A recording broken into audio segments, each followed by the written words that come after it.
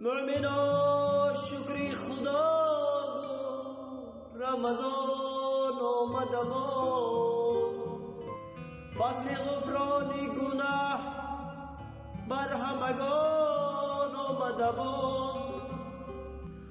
صبحگاهی تو بیرفت سوی خدا سجده نما، زی مساجد بشنو بانگ اذان آمد باز، زی مساجد بشنو بانگ اذان آمد باز. ذوالجلال است نگر شاه و گدا میشنود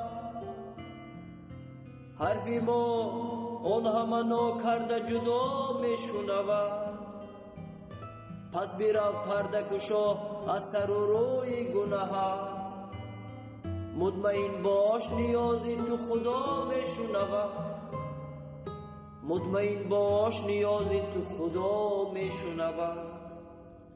طلبی روزی نما روزی تو را افزاید، پوزشی هر گناهت پرس خدا بخشاید. طلبی روزی نما روزی تو را افزاید، پوزشی هر گناهت پرس خدا بخشاید. میروی گر تو بیرو پشتی دری رحمتی او، توبه صدق نما تا دری خود بگشاید.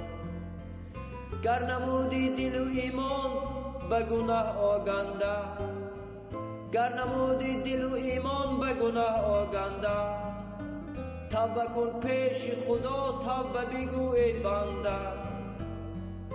توبه کن پیش خدا توبه بگو ای بنده.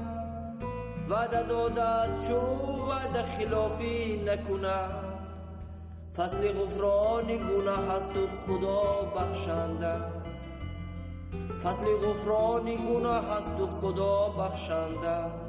تکیه داریم بیا بر دین و آیین گوییم، الحذر از بدی و بخل و شیاطین گوییم.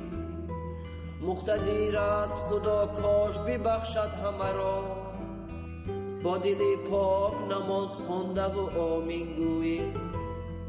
مقتدر است خدا کاش ببخشد همه را، با دل پاک نماز خوانده و آمین گوییم.